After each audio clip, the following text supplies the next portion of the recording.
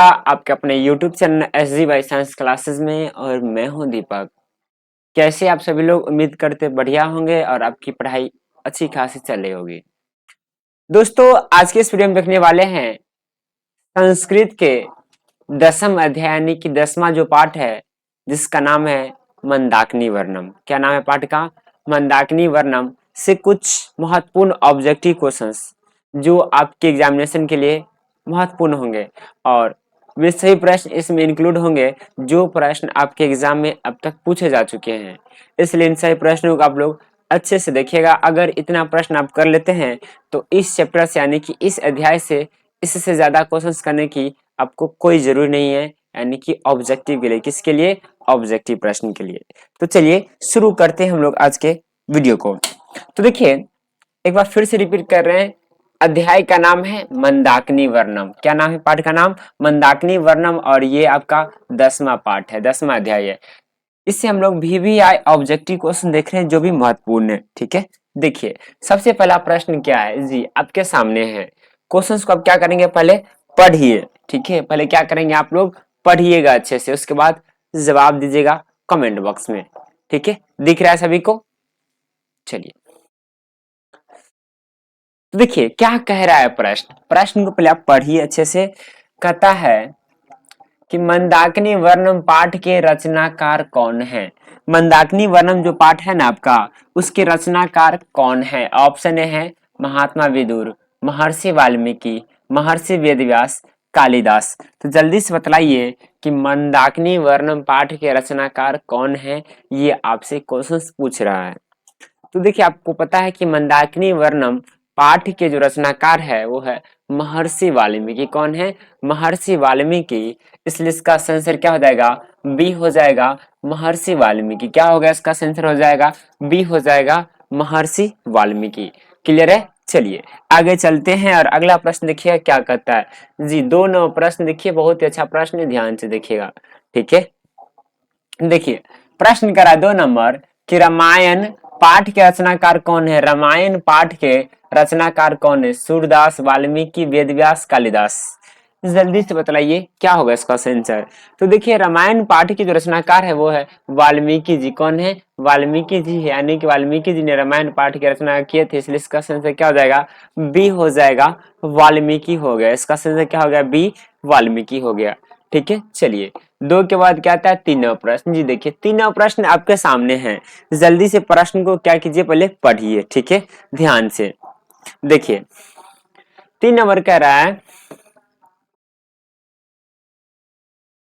कहता है कि अयोध्या कांड किस ग्रंथ का भाग है। अयोध्या जो कांड है ना, वो किस ग्रंथ का भाग है? रामायण का, महाभारत का, रघुवंश का, भागवत गीता का। तो आप सभी को पता है कि अयोध्या जो कांड है वो है रामायण का भाग। किसका भाग है? रामायण का। इसलिए इसका आंसर क्या हो गया? ए हो जाएगा, रामायण हो जाएगा। क्या हो जाएगा इसका आंसर? हो जाएगा ए, रामायण हो जाएगा।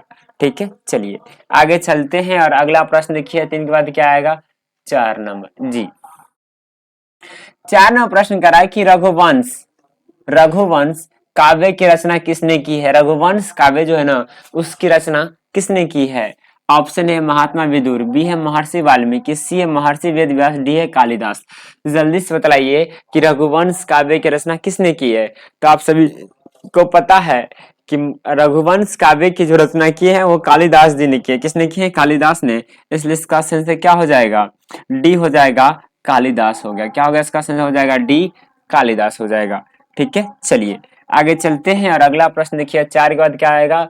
5 नंबर प्रश्न जी। देखिए 5 नंबर प्रश्न आपके सामने है, स्क्रीन पे है। जल्दी से क्वेश्चन को पढ़िए क्या कहता है। प्रश्न कह रहा है 5 नंबर कि मंदाकिनी नदी किस पर्वत के निकट प्रवाहित होती है। मंदाकिनी जो नदी है ना, वो किस पर्वत के निकट प्रवाहित यानी कि बहती है? चित्रकूट, हिमालय, मंडार, डी है पारसनाथ। जल्दी से बताइए मंदाकिनी नदी किस पर्वत के निकट प्रवाहित होती है। ये आपसे प्रश्न पूछ रहा है। तो देखिए, आपको पता है कि मंदाकिनी नदी जो है ना, वो चित्रकूट पर्वत के निकट प्रवाहित होती है। इसलिए इसका आंसर क्या हो जाएगा? ए हो जाएगा, चित्रकूट हो जाएगा। क्या हो जाएगा इसका आंसर? हो जाएगा ए, चित्रकूट हो जाएगा। क्लियर है? क्या होगा इसका आंसर? हो गया ए, हो गया चित्रकूट। चलिए अगला प्रश्न देखिएगा, कहता है सीता है, ऑप्शन क्या है ये आपका प्रश्न, ये सीता है। ठीक है, क्वेश्चन देखिए, कहता है कि सीता रामचंद्र की थी। सीता जो थी ना, रामचंद्र की क्या थी, माता थी, पुत्री थी, बहन थी, पत्नी थी। तो आप सभी को पता है सीता जी जो थे वो रामचंद्र की क्या थे, पत्नी थी। क्या थी, पत्नी थे। इसलिए इसका संख्या क्या हो जाएगा, डी हो जाएगा, पत्नी हो जाएगा। क्या हो जाएगा आंसर हो जाएगा इसका, डी पत्नी हो जाएगा। ठीक है, चलिए अगला प्रश्न देखिए और क्या करता है। 6 के बाद क्या आएगा, 7 नंबर। जी देखिए 7 नंबर प्रश्न क्या कह रहा है, पहले प्रश्न को आप अच्छे से पहले पढ़िए। कहता है 7 कि मंदाकिनी नदी कहाँ है। आपसे पूछ रहा है मंदाकिनी नदी कहाँ है, अयोध्या, चित्रकूट, काशी, वृंदावन। तो देखिए मंदाकिनी नदी जो है चित्रकूट में है, इसलिए इसका संख्या क्या हो जाएगा, बी हो जाएगा, चित्रकूट हो गया। क्या हो गया, इसका संख्या हो गया बी, चित्रकूट हो गया। ठीक है, चलिए अगला प्रश्न देखिएगा क्या कहता है, 8 नंबर। 8वां प्रश्न कह रहा है कि मंदाकिनी का वर्णन रामायण के किस कांड में है। मंदाकिनी का वर्णन रामायण के किस कांड में है, बाल कांड में, अयोध्या कांड में, सुंदर कांड में, डी इनमें से कोई नहीं। तो आप सभी को पता है कि मंदाकिनी का जो वर्णन है वो रामायण के अयोध्या कांड में, किस में है, अयोध्या कांड में है। इसलिए इसका संख्या क्या हो जाएगा, बी हो जाएगा, अयोध्या कांड हो गया। क्या हो गया, इसका संख्या हो गया बी, अयोध्या कांड हो गया। ठीक है, चलिए अगला प्रश्न देखिए क्या कहता है। 8 के बाद क्या आएगा, 9 नंबर। जी क्वेश्चंस को पढ़िए आप। 9 नंबर प्रश्न देखिए क्या कह रहा है। कहता है 9 कि मंदाकिनी वर्णन पाठ में किस नदी का वर्णन है।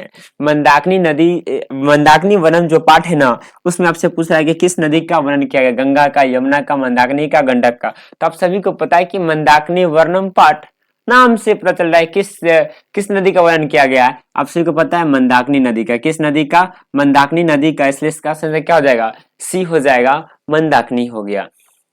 क्या हो गया, आंसर हो गया इसका सी, मंदाकिनी हो जाएगा। ठीक है, चलिए आगे चलते हैं और 9 के बाद क्या आएगा, 10 नंबर।